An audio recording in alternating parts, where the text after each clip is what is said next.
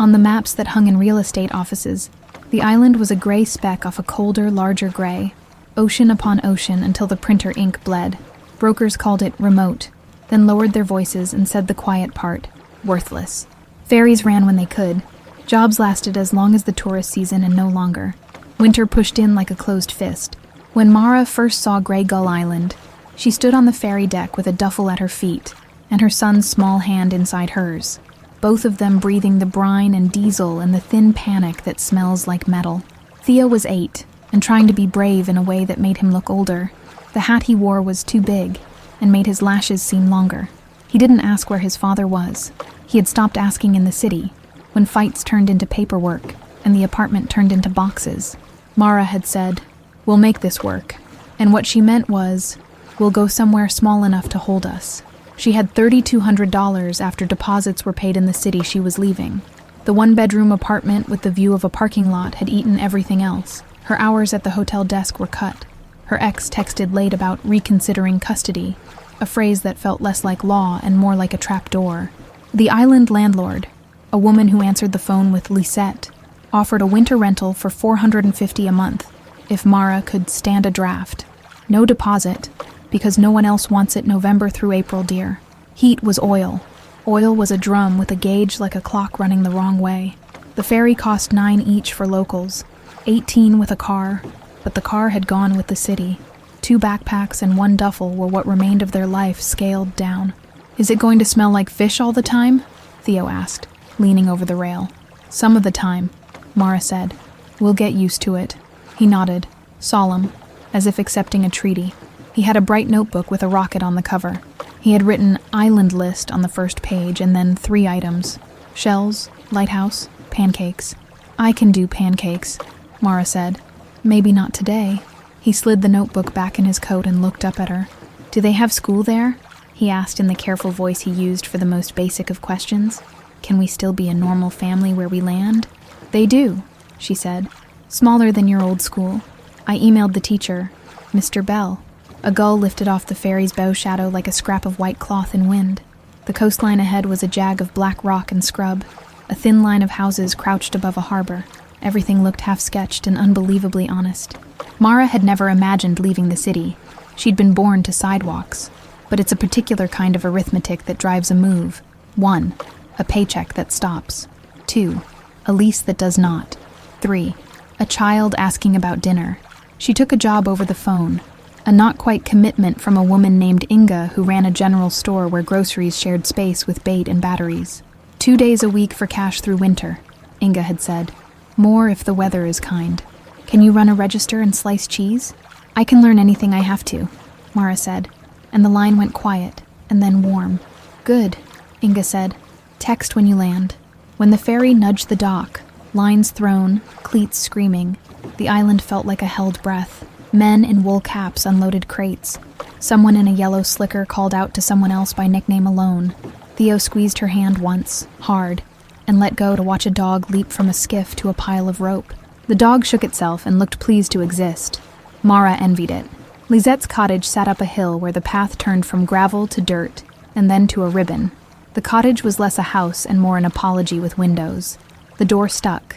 The kitchen was an L of countertop, and a sink with a view of the harbor through a crooked frame.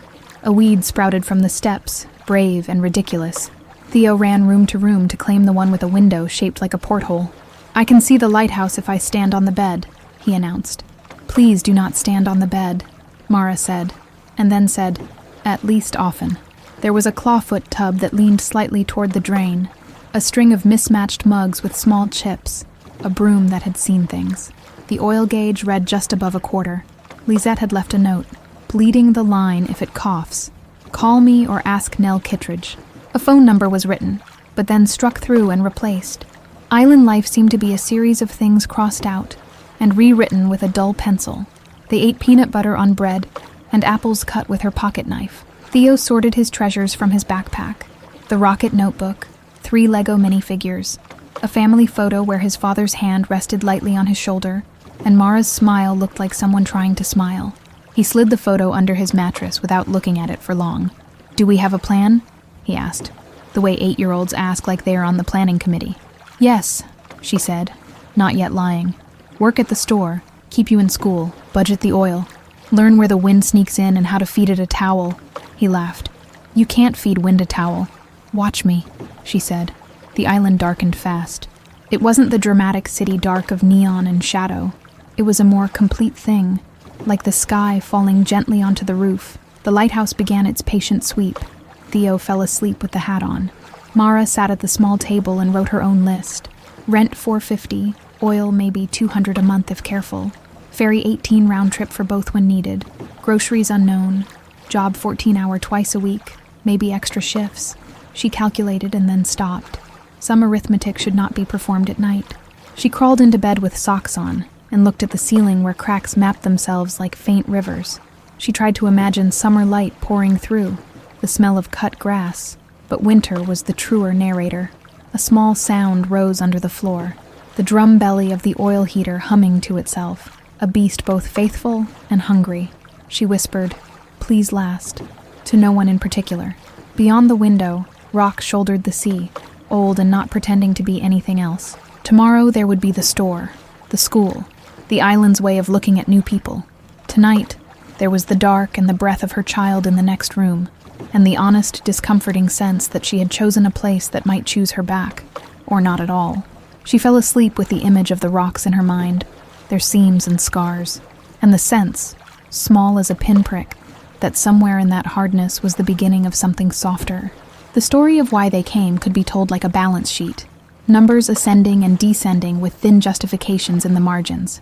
Hotel desk hours cut from 35 to 18. Childcare rising to $480 a month for after school. Rent hiking to $420 when the landlord decided to align with the market.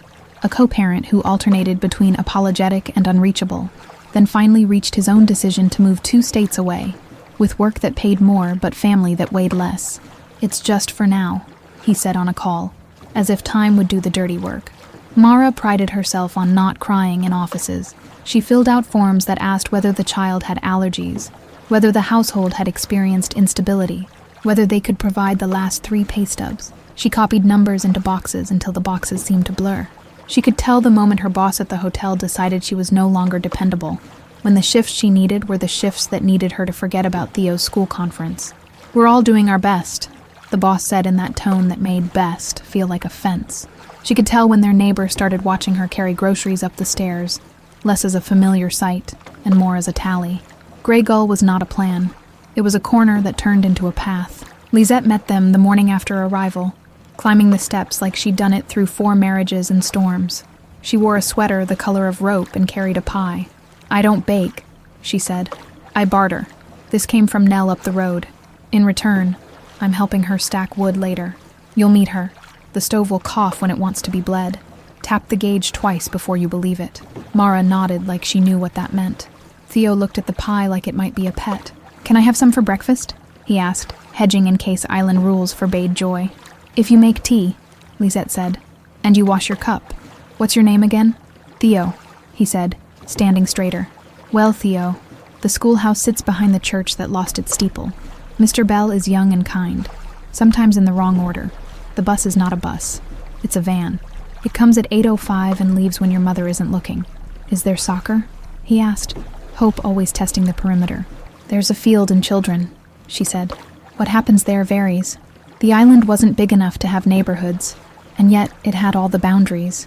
A small place grows, old families and new hopefuls, the quarries abandoned in the 70s, the working harbor where lobster traps were stacked like concrete poems.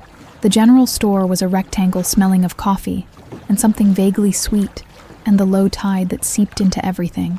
Inga was tall and had the posture of someone who didn't mind rain. She handed Mara an apron and a key with a piece of blue tape on it marked, "Back door." "You'll slice provolone at 9, she said, "if anyone asks. The machine scares people. You count the drawer with me at noon. You learn island cards by heart. When I say he's good for it, he is. When I say do not write that name, you do not. We stock bread Mondays and Thursdays. The heater battles the door in February. We keep the battle civilized." "I can be civilized," Mara said, and Inga smiled once, fast. The first days unspooled as if they'd always been there. Theo picked up sea stones and named them in a taxonomy that made sense only to him. He rode the bus with 4 other children and a driver who knew all their grandparents. He said Mr. Bell showed them how to make a barometer with a jar and a balloon. He said the lunchroom smelled like soups of unknown origin, but that the bread was warm. He said a girl named Mercy had 3 kittens and a talent for drawing whales with teeth. He said softly, before bed, "Do you think Dad will visit?" And Mara answered, "I think he loves you." It was both true and beside the point. Inga scheduled her on Wednesdays and Saturdays. 7-hour shifts at 14 meant 98 before taxes. She took an extra hour sweeping after close for another 11. She sold batteries to a lobsterman named Dave, who swore the new ones had less electricity than the old ones. She listened to an older woman complain about the ferry captain switching hands on the wheel too much. She refilled the coffee, wielding the pot like an offering. She texted Lisette the number from the oil gauge and received a reply. "Good. Don't trust it after a storm." At night, the wind found the chinks in the cottage and wrote a language of drafts that Mara learned the way you learn a person. Towel here, rolled rug there, a coat hanging against a frame like a proof. Theo made a fort of blankets and read about whales. He asked what a migration was, and she said it was a moving to survive. He said, like us, and then yawned until one yawn caught another. Some nights she ran the numbers again. $450 rent, plus $110 oil this month, plus $210 groceries, $770, $109 from the ferry and incidentals. Income, roughly $450, $500 from the store if the weather and Inga's kindness aligned. Still short. She made a note to ask about babysitting, to ask Mr. Bell about after school, to ask Nell about odd jobs. She made a second note. Ask is not the same thing as beg. When her ex called, it was a Tuesday, which felt personal. "How is he?" he asked, skipping the part about her. She pictured him on a couch that did not have a blanket mended by the shape of her hands. "He's learning the names of rocks," she said. "He made a barometer." "That's good," he said. "The move. This is a lot. I'm thinking we should draft a new schedule for summer. I could have him longer. Stability, you know?" She closed her eyes and looked at the ceiling that had once been someone's work. "He has stability," she said. "He has me. It's not about you," he said, accidentally telling the truth, and the call ended on a long inhale. The island was already doing its work, making her feel small enough to fit inside it and large enough to be seen by the wind. The rocks along the eastern shore held tide pools that were their own weather. Theo found a flat cove where the stones held heat late into the afternoon. She watched him hop from rock to rock, careful and then reckless and then careful again, in the way a child negotiates both danger and self. "Not too close," she said. "I know," he said, without turning. There was a piece of glass at her feet, sanded by time until it looked like a frost kiss. She picked it up and held it to her eye, and the world went pale green, softened along the edges. Theo looked, laughed, called it a pirate lens. She pocketed it without knowing why. Sometimes you keep something because it tells you a story you can't hear yet. They were there, not safe, but held by the outline of a place that asked only that you respect what it had survived. By week 3, the island had started naming them back. Inga no longer watched Mara's hands on the register. She taught her the way to fold the blue paper around a sandwich so it wouldn't leak. Dave the lobsterman said, "You're the one who can count a drawer twice the same," which on Grey Gull counted as a sort of knighthood. Mercy handed Theo a kitten and then took it back, explaining kindness and boundaries in one motion. Mr. Bell sent a note home. Theo shows curiosity about local geology. Recommend library visit to check out field guides. The librarian, who lived in the library and wore the air of a gentle archivist, pressed into the rocks into Theo's hands and gave Mara a laminated card that made her feel less temporary. Saturdays after work, Mara and Theo walked the eastern shore. The wind there felt busier, like it had appointments. She started seeing patterns where before there had been only rocks, the way long cracks aligned like sentences, the way green, brown, and white sea glass hid where the tide fell smooth. She wasn't hunting, not exactly, but she noticed that the day she slipped a handful of glass into her coat pocket, talking with Theo about Wales's songs and ferry schedules, she walked home brighter. The glass warmed to the heat of her body like it had chosen to be part of a plan. Nell Kittredge arrived like an inevitable guest, rapping on the door frame and entering without waiting for the answer. She was small the way boulders can be small, ancient and non-negotiable. Her hair was exactly the color of a gull's back. She set down a basket of split wood as if delivering bread. "I'm Nell," she said. "Lisette sent me to ask if you know how to bleed a line." I don't trust young people with cold. I don't, Mara said, standing. But I'd like to. Good answer, Nell said. Come see this foolishness. They went downstairs to the belly of the cottage, where a metal tank sat like a stubborn animal. Nell showed her the small screw, the way to open it half a hair while the pump clicked, the moment when air spit, and then a clean line of oil ran like a vein finding itself. You listen for the change, Nell said. Everything can teach you if you're quiet. Back upstairs, Nell made tea and accepted a piece of pie. She asked about work with interest that did not feel like judgment. She asked Theo about school in a way that made him want to tell her things. She told them about the co-op down the hill. 5 islanders who ran a summer shop selling the things that could be made here without selling the island itself. Jam, rope mats, carved buoys, knitted hats with the right kind of ear flaps. Winter it slept. Spring it yawned awake. Summer it talked too much. You make anything? She asked Mara, as if Mara were hiding a skill under her sweater. I organize, Mara said. I budget. I've been known to patch a curtain that thinks it's a sale.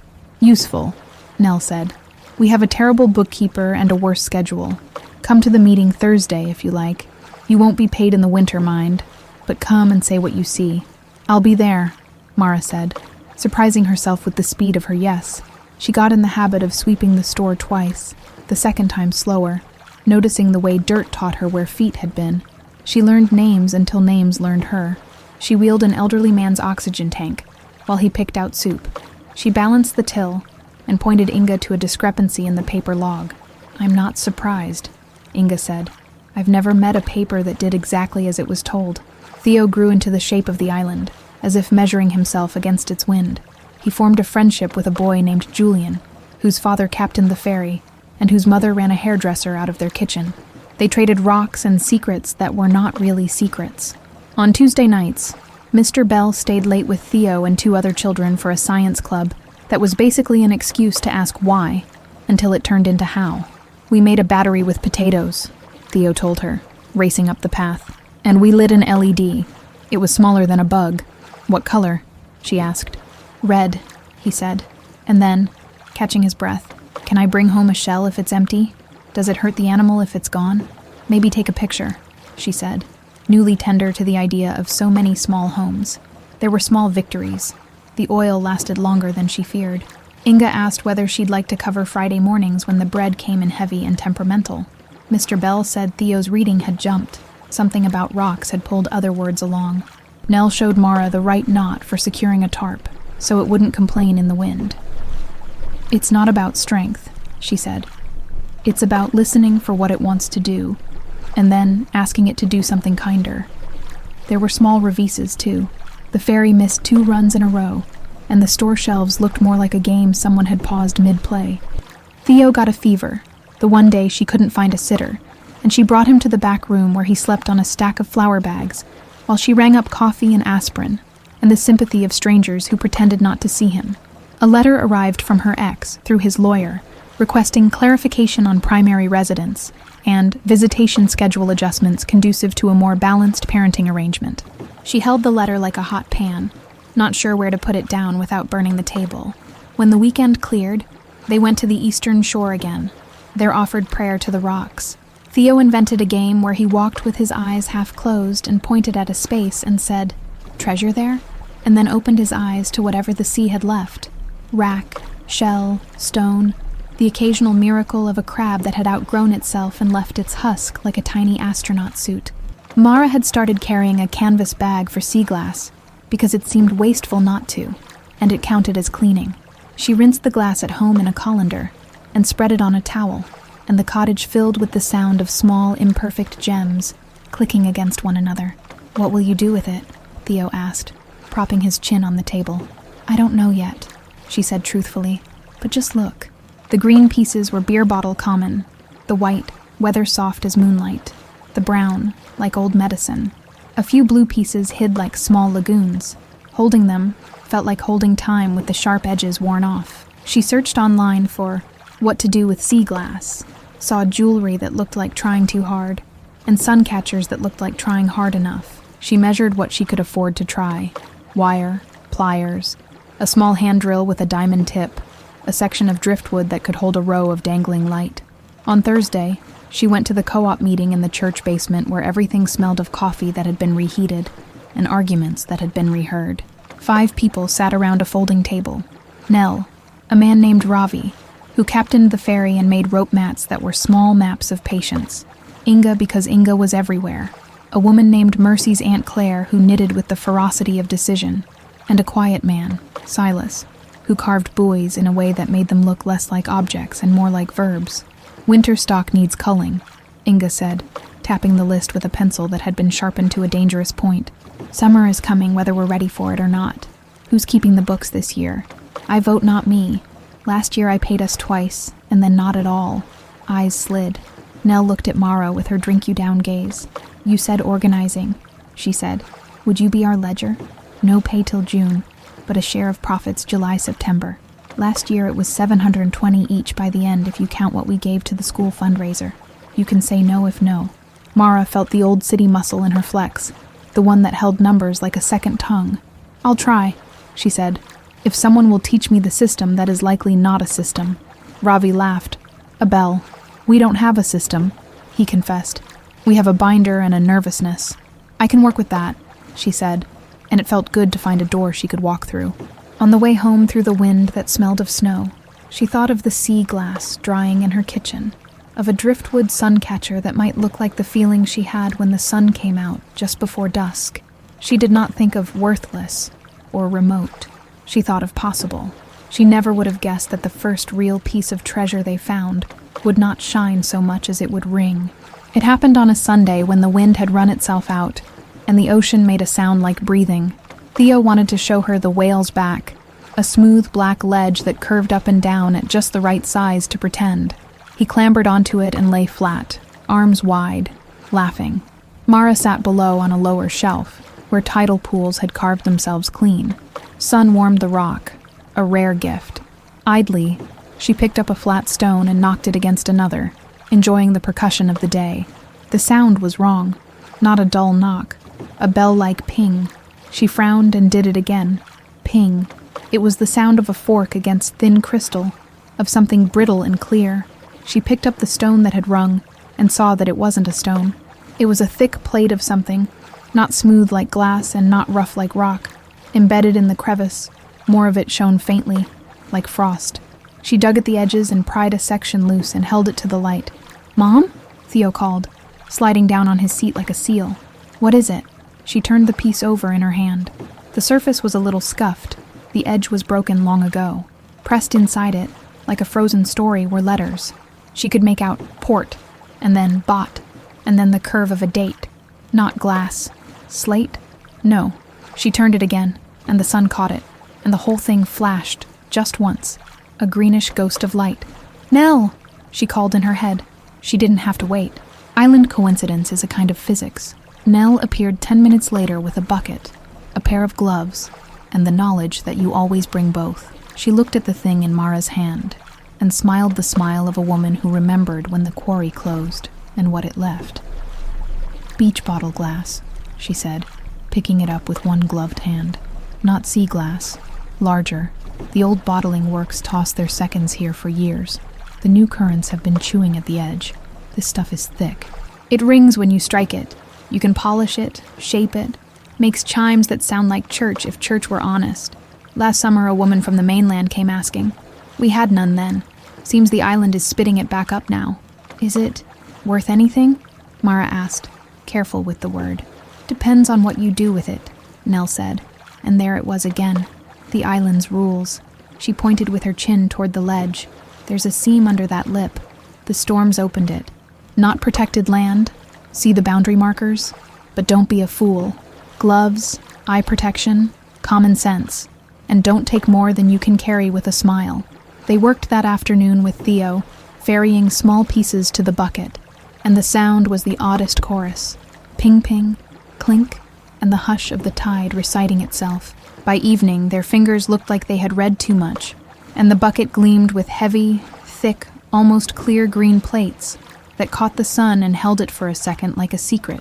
At home, they washed it carefully in the same colander that had held noodles and sea glass, and once 2 very small clams that Theo solemnly returned to the water.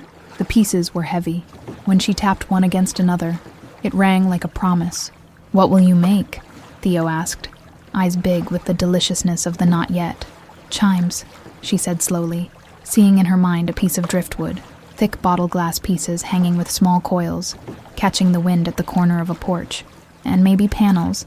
You can wire this safely, if I can learn the drilling without shattering it." "Can I help?" he asked. "You need safety glasses," she said, "and patience." "I have medium patience," he said, honest. They drew plans on scrap paper. She ordered the smallest diamond drill bits and a bottle of oil that would keep things cool. She bartered with Ravi for a length of rope he'd made, trading 3 shifts at the co-op this spring for 2 ropes sturdy enough to hang the first 2 chimes where everyone in line for ferry tickets would have to listen. The first time she drilled a hole, she cried. The bottle glass didn't crack. It sang a little. The electric hum was a low B. The drop of oil they dripped at the bit smelled faintly like old machines. The feeling was less like making and more like midwifing, a careful insistence on a shape that wanted to be. When she hung one piece next to another, and the wind pawed at them and they rang, soft, bright, not like store chimes. Theo clapped like he'd seen fireworks. "Do it again," he said. She did. She drilled 9 holes that night and dreamed of bells for the first time since she was a child. The next day, she asked Nell to walk with her to the co-op. They brought the chime wrapped in an old towel and hung it on a nail right inside the door. Inga came to the back from counting spoons and stood still in the draft while the thing threaded the air with notes. "What is it?" Inga asked, reverent. "Old bottle works," Nell said. "Storms found a seam. Mara found the song. You'll sell these," Inga said, practical returning. "Tourists love something true. We'll price the big one at 120, the smaller at 80, the smallest at 45. We'll warn you now, you'll have more orders than time when the boats come." Mara's math brain flipped through numbers like pages. 1 large chime took 3 evenings, 1 smaller in 1 evening if she drilled while Theo did homework. Rope cost was paid with shifts, driftwood free, bits and oil 24 initial. $100 profit per large one was not salvation, but it was arithmetic that smiled. It was the first time in months she'd seen numbers that wanted to hold hands. "Where do we put the first 2? She asked. Ravi lifted one with his big hands and carried it outside to the ferry house where wind fussed constantly. He hung it under the eave near the ticket window and stood back with the satisfaction of a man who knows how to hear weather. "Here," he said. "They have to stand here anyway. Now they'll wait better." Theo wanted to count how many people looked up when it rang. He clicked his little counter like a scientist and announced that in 1 hour, 37 people noticed and 4 smiled without meaning to. "One lady cried," he said softly. She said it sounded like her grandma's porch. Mara smiled under her scarf while the wind played the chime like a careful hand. She thought of the words, "worthless island," and how sometimes worth hides in the rocks until someone learns the angle of light. The island, like any teacher, gave homework with the lesson. The week after they hung the chimes, the harbor master left a note on the co-op door, collecting from shorelines, check regs, particularly historical dumps and glass. It was not a reprimand. It was a reminder that rules come looking for you when you start to succeed. Nell and Mara went to the small town office that smelled of paper and weather. A man named Albert pointed them toward a binder with a plastic sleeve labeled beachcombing and removal. The language, like most language that tries to tame a shoreline, was half veneration and half fear of liability. Removing natural materials, in reasonable quantity, was allowed. Removing items from designated historical or protected spots was not. The old bottling works site straddled a boundary line no one had thought about in 30 years. "So," Albert said, squinting, "if you take what washes out, I can look away. If you start prying at the ledge behind the marker, I can't. Our insurance is a fragile animal." Mara nodded. "We'll take what the tide offers. And bring me a small one," Albert said, then reddened. "To pay for the binder." "Kidding. Not kidding." Back at the cottage, the chime in the kitchen rang when the window was open and all the notes found each other and lifted. It helped that the sound soothed Theo when the letter from his father's lawyer came again, heavier, asking for a summer arrangement, commensurate with both parties' availability. The words had never held his bedtime.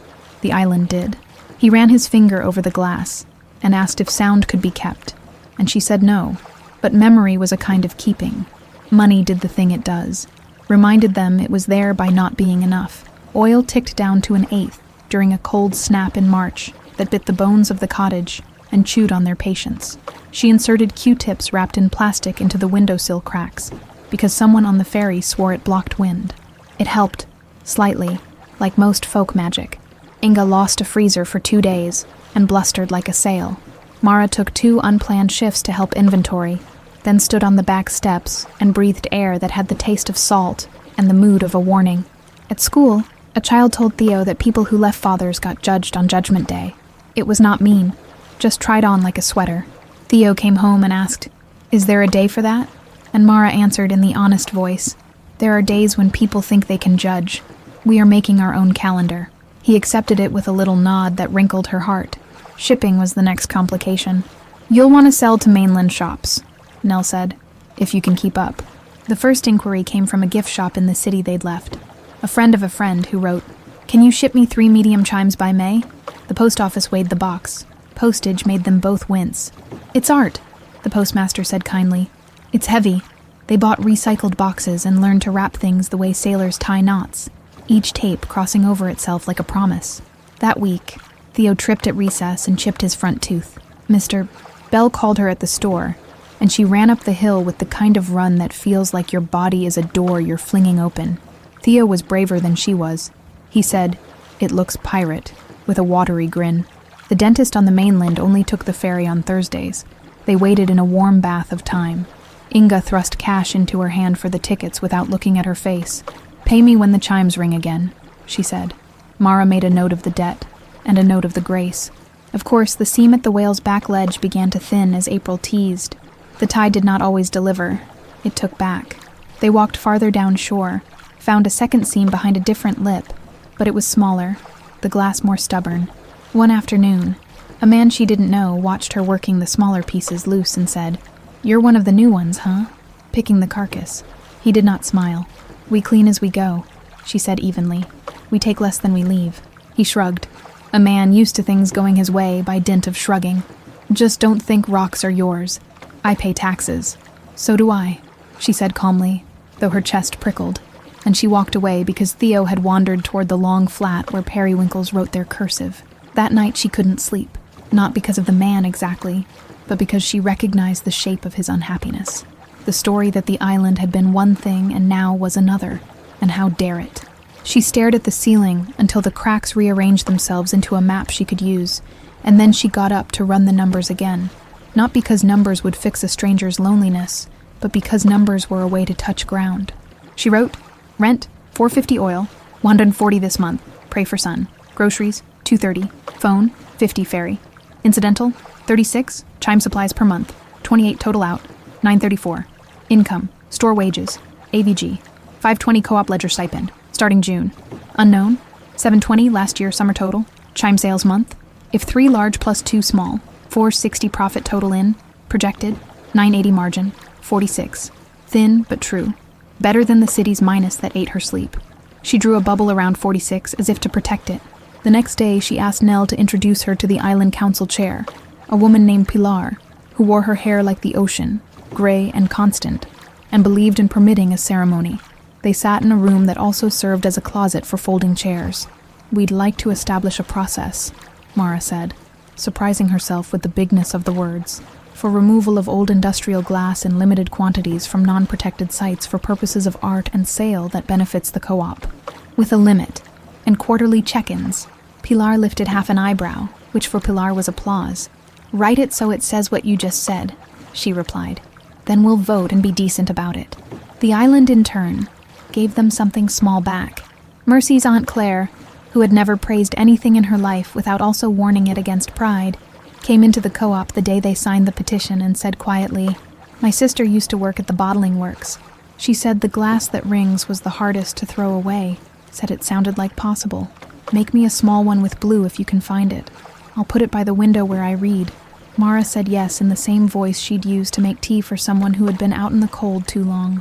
That night, the wind blew hard from the east, and the chime by the ferry fought and sang and made the waiting better for 15 people on a list where their groceries would be on tomorrow's boat. Grey Gull did not do charity. It did reciprocity. When you fell, someone stuck out a hand without making you discuss how you fell or why you shouldn't have. When you rose, You stuck out your hand without acting like a savior.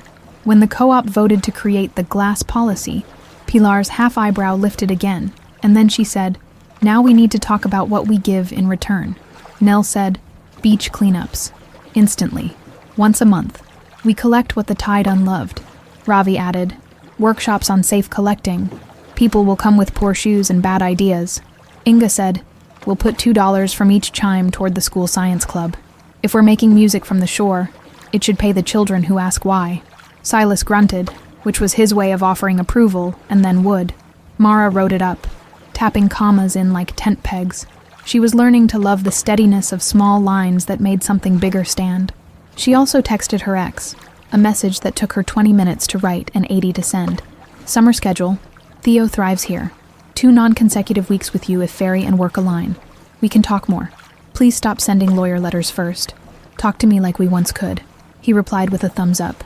And then, an hour later, okay, which was not poetry but wasn't a knife. They went to the first beach cleanup armed with bags and grippers, and the good feeling that comes when you decide to be tidy in public. Mercy drew a sign that said, "Take your trash. Leave the sea in peace." And Theo giggled every time he picked up something ridiculous. 1 red flip-flop left, a plastic fork that had fused with a brown leaf, a bottle that no longer remembered what it had contained. They found a dead seal, and bowed to it, and left it to the dignity of the shore. Nell taught everyone how to recognize an old Bottle Works shard versus newer, sharper trash. The old stuff will ring, she told the gathered 10 people. The new stuff will bite. Respect both. People came to the first workshop in raincoats and expectations. Mara spoke with the simple authority of a person who had learned something with her hands. Gloves, eye protection. Only take what's loose. If you ask, should I? The answer is usually no. We drill with oil. We hang with rope. We sell at the co-op. We donate to the school because asking why is our tithe. She felt herself becoming someone she might have envied 6 months prior. Steady. Not because she controlled the weather, but because she had stopped pretending anyone did. Support showed up in ways she could not have scheduled. Mr. Bell sent Theo home with a thin library on a USB stick. Recordings of bells, chimes, and glass harmonica. For the science of it. The postmaster taught her to cut cardboard to hug a shape with the delicacy of a dressmaker, reducing breakage by half. Pilar stood outside the co-op and explained the new policy to a visitor who had come to scold, and the visitor left with a chime and a promise to attend cleanup day when she visited her sister again. Mercy's Aunt Claire brought a jar of blueberry jam with a note tucked under the lid, for sweetness on the wind. Mara had to learn to accept help without apologizing for the asking. That was the hardest skill. She said yes when Lisette offered to sit with Theo on Thursdays so she could drill. She said yes when Inga said, "Take the morning off. The wind keeps no one honest." She said no when her ex texted last minute asking to take Theo for a week, during a time Theo had a school project due. "We can do the weekend," she wrote. "He needs to finish his tide pool presentation." Lines held. The child's needs had weight. One evening, Nell arrived with a brown paper bag and strictness disguised as casual. "Put these on," she said, handing Mara a pair of better gloves. "I'm tired of watching you wrestle with poor stitching." "How much?" Mara asked reflexively. "Paid for by the island," Nell said, which could have meant anything from 3 people's quiet money to a bake sale. "Buy us a chime someday with blue." She said blue like a blessing. Work grew. Capacity did not. That was the next problem. Orders came via email, via word of mouth, via a woman who wrote letters on stationery that smelled faintly of violets. Mara sat at the table and tried to count evenings. Theo sat across and did fractions as if providing an example. "If you have 9 evenings and it takes 3 for a big chime," he said, "you can make 3 big ones. If 2 evenings get taken by oil heater crying, you can make 2. He grinned. Math, she agreed, and felt like crying for a different reason. She brought the problem to the co-op, not because she wanted them to fix it, but because she'd decided to let her life be seen by the people whose lives she was seeing. "I can't fill all the orders," she said. "I don't want to say yes and then ship in August when July was promised. I could teach someone to drill safely, but I can't afford to pay a helper." And here she paused, the old shame rising that asking for help was a lack of virtue. "And I also can't afford not to." Ravi tapped the table with a finger the size of a marker. "Apprentice," he said. "We run the rope mats with 1 reel and 1 learner every spring. Learner keeps 10% and earns skill. The co-op pays them out of the development fund. Remember that thing. And then when they're selling, They tithe 10% back to seed the next learner. Pilar nodded. The island is an organism, she said. It makes new cells, or it dies. Choose a student. Mara looked at Mercy, who was busy making her kitten sound like a child to make Theo laugh. Mercy's older sister, Fallon, had been hovering at the edge of the workshops, skeptical, but hopeful. She was 17, impatient, and had the hands of a person who solved things without asking permission from someone who had never solved anything. Fallon? Mara said, and Fallon raised her chin like a challenge, which was her way of saying yes. They set up 2 nights a week in the co-op's back room that otherwise smelled of soap. Mara taught Fallon to listen for the change when the drill bit moved from stubborn to surrender. Fallon taught Mara a better way to wrap wire so it didn't kink. Theo sat on a stool and did homework and occasionally announced, "Safety glasses," in a small, authoritative voice that made them both obey. The first evening, Fallon drilled a hole without chipping the edge. They both whooped, and Inga came in pretending to complain about the noise, and then hugged them with elbows as if to say she had a reputation to protect. The island was making itself new in small moves, and Mara was letting herself be made new too, without feeling like she'd betrayed the old version that had kept them alive. Summer came not all at once, but in shrugs. The ferry schedule doubled. The gulls sounded smug. Tourists arrived with the curiosity that helped, and the curiosity that harmed. The co-op threw its door open with a bell that had to compete with the glass chime's music, and the chime won more often than not. Mara and Fallon established a routine. 3 nights a week, 2 chimes started. Saturday mornings, finishing and tying. Sunday afternoons, packaging and labeling with a small paper card that read, "Gray Gull Bottle Glass, salvaged from the island's industrial past, shaped by hand. Proceeds support the school science club." They priced fairly, and not extravagantly. They did not want to invent a new reason for resentment. When a wealthy visitor offered to buy 10 at once for a discount, Inga smiled with all her teeth and said, "We offer discounts for teachers and those who fix engines in the rain. Which one are you?" The woman laughed and bought 2, and then wrote a check to the science club for $100, which proved that boundaries are sometimes bridges. The Island Council voted unanimously to approve the glass policy with a sunset clause that said they'd revisit it in October. "We write rules in pencil here," Pilar said. "Not because we are fickle, but because the ocean is." The first chime rung to mark the vote, and someone, Julian's mother, cried a little, which embarrassed her until everyone pretended to need to look at their shoes. Theo did his tide pool presentation with the seriousness of a judge and the joy of a child who had spent a year watching small things thrive. He brought in a chime that he and Mara had made together, a smaller one, with a single blue piece he had found that was the exact color of the sky the hour after rain. He rang it and said, "Sound is part of a place," and Mr. Bell wrote it on the board and underlined it twice. The gift shop in the city received their shipment and sent back a photo of a chime hanging in a window that reflected skyscrapers. For a second, Mara felt disloyal, a familiar vertigo of 2 lives laid over each other like tracing paper. Then she smiled because the sound was the same no matter where the wind came from. Theo's father came for a weekend as agreed. He arrived on the ferry looking smaller than she remembered, which might have been about distance or weight or guilt. He hugged Theo with real arms and asked Mara if they could talk, and they stood under the eave while the chime rang and said the only things that mattered, that Theo was loved, that the island had been good for him, that the summer weeks would be negotiated completely on the basis of his comfort, not on the basis of revenge or convenience. "I'm sorry," he said, surprising them both. "I didn't know how to stay. I'm learning how to at least show up." "Good," she said, neither absolving nor punishing. And when he left on Sunday, Theo waved like it was a short distance between boats. Money held. They made rent. Oil became water for a time, and the little fund grew. 80 in a jar marked winter, then 140, then a number with 3 digits that began to relax one set of muscles in her shoulders. The ledger at the co-op balanced because she made it balance, and because Inga stopped paying them twice. Fallon received her first 10% apprentice stipend, and bought her mother a second-hand coat that made her look like a woman who would say yes more often. Ravi's rope mats sold out to people who understood that a curve tied by hand held a different story than a machine's perfect straight. In August, the island held the small fair it always held, pie baking and boat tying, and a race where people tried to outrun the tide and always lost happily. Mara and Theo set up a table under the shade of a tree that looked like it had decided to be windproof rather than tall. Kids lined up to try the hand drill on a piece of broken green under a watchful eye, wearing small goggles that made them look like curious beetles. The sound of soft ringing filled the day. Somewhere in it, Mara heard her own laugh as if from a distance, and realized she had not recognized it for months. The fair hosted a small auction to raise money for the Coast Guard radio. Inga insisted they put up one large chime. Mara hesitated because the big ones always felt like selling a part of a day she'd loved, but it went on the table with a tag. Bidding started at 50 and rose to 180, and then stopped because Pilar raised an eyebrow, and everyone remembered there were children who needed boots. The winner, an older man who had once called her a carcass picker by tone if not by words, came up afterward and cleared his throat. "That's a good sound," he said gruffly, and then walked away. Mercy's Aunt Claire pinched Mara's arm and whispered, "Take your win."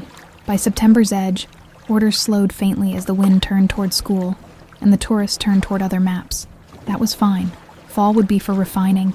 They started writing a small guide, How to Hear Glass, with pictures Theo took with a borrowed camera and captions Fallon wrote with an unexpected poet's hand. They planned a November workshop at the school for parents who wanted to make something with their children that would last longer than a winter complaint. The collaborative part was the point.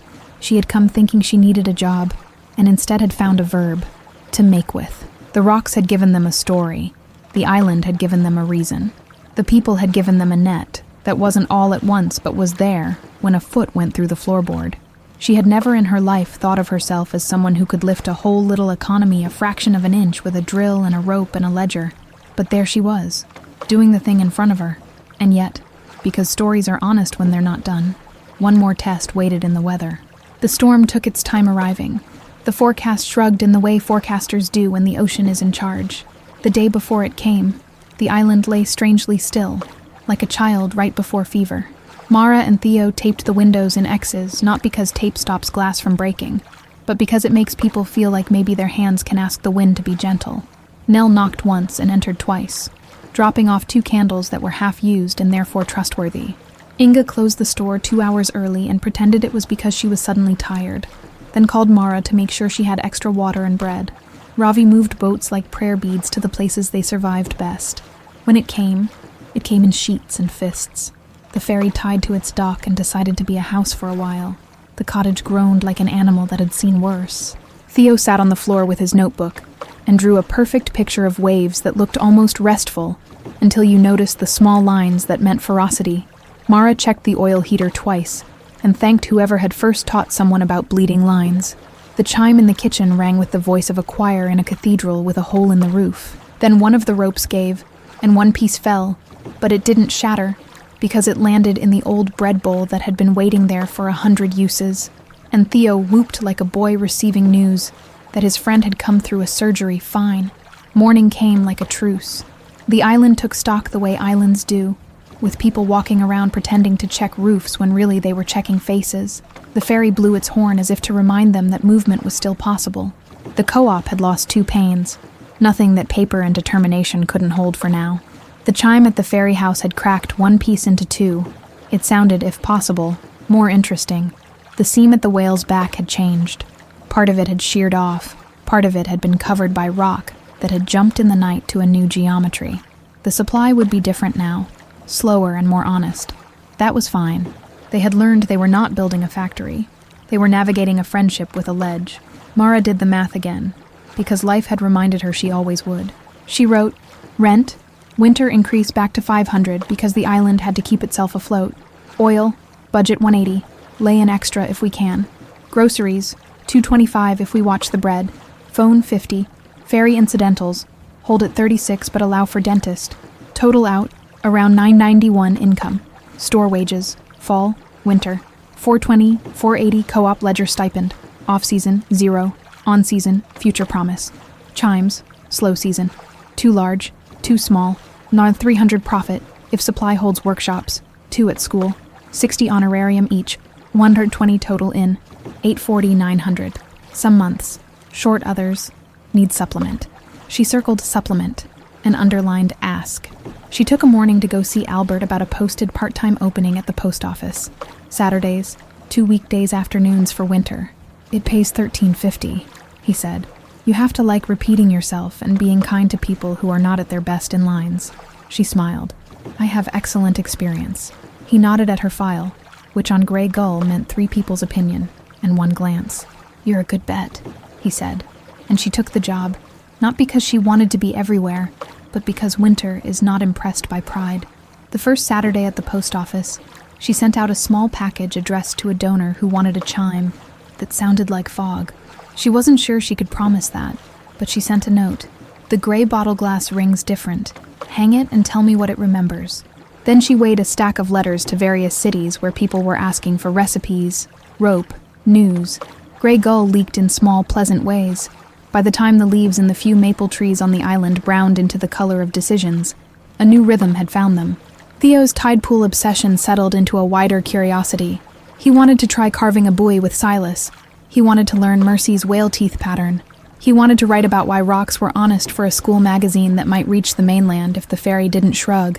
He spent 2 weekends with his father on the mainland and came back with stories about a movie where the superheroes cried and a new shirt that said, "Ask me about my island," which made 3 old ladies at the post office smile so big their glasses fogged.